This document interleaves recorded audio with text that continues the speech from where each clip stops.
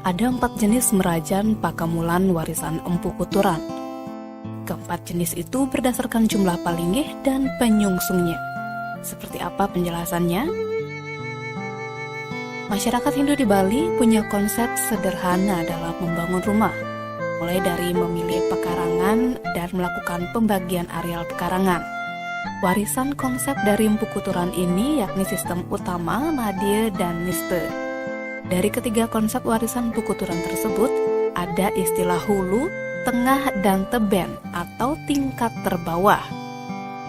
Biasanya masyarakat Hindu di Bali membuat konsep hulu terlebih dahulu, yakni merajan atau merajan dalam pembagian pekarangan. Lalu apa saja pelinggih-pelinggih yang terdapat dalam merajan? Dalam buku berjudul Riwayat Merajan di Bali yang ditulis oleh Ketut Subandi, menyatakan konsep merajan tertera dalam lontar iti prakerti yang konon berdasarkan konsep Empu Kuturan. Selanjutnya ada 4 jenis merajan beserta jumlah pelinggihnya. Pertama disebut dengan Trilingga, pelinggihnya terdiri dari kemulan, taksu, dan tugu atau penungun karang. Adapun penyungsung dari merajan dengan konsep Trilingga adalah satu rumah tangga. Ada pula yang menyebutkan bahwa merajan ini disebut paibon. Uniknya, merajan ini sering disebut dengan istilah sanggah pakomelan. Pakomelan berasal dari kata kotor. Namun menurut Pinandita Pasek, sesungguhnya yang benar adalah sanggah pakemulan. Nah, mungkin karena terbiasa, lama-lama jadi pakomelan yang artinya berbeda.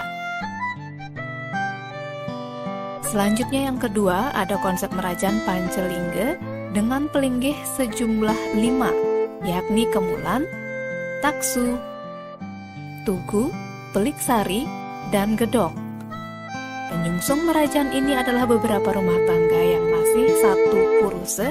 Istilah lainnya bagi merajan ini adalah panti. Ketiga disebut dengan Saptalingga, terdiri dari 7 pelinggih, yakni kemulan, taksu, tugu, peliksari, gedong, catu, dan manjangan salwang. Merajan ini disebut dadia yang disungsung oleh penyungsung beberapa panti dan paibon. Terakhir disebut dengan Ekedase Papeking Dewate, terdiri dari 11 pelinggih, yakni kemulan, taksu, tugu, peliksari, gedong, catu, manjangan salwang, pesarem, limasari, lirah, dan padma. Disebut dengan dadia agung. Penyungsungnya adalah pemilik dadia, panti, dan paibon. Di samping pelinggih-pelinggih tersebut, biasanya ada pula pelinggih pesimpangan atau penyawangan ide betara tertentu.